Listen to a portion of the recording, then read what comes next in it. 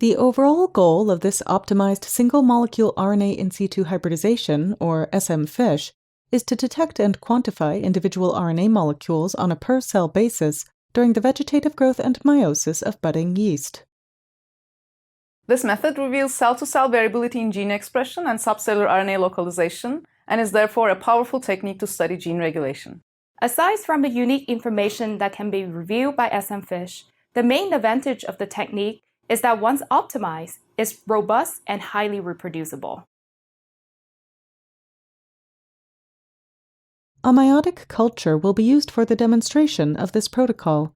To fix the culture in 3% formaldehyde, add 1840 microliters of the culture to 160 microliters of 37% formaldehyde in a 2 milliliter microcentrifuge tube.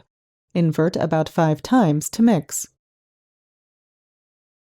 Place the tube on a roller drum at room temperature for 20 minutes. After 20 minutes, continue fixing at 4 degrees Celsius with rotation overnight. On the following day, prepare for the digestion by first thawing 200 millimolar vanadyl ribonucleoside complexes, or VRC, at 65 degrees Celsius for at least 10 minutes. To prepare the digestion master mix, first pipette 2,125 microliters of buffer B into a 15 milliliter tube, then vortex the warm VRC for 5 seconds to fully resuspend it, and add 200 microliters of VRC to the 15 milliliter tube. The mix should appear light brownish green in color.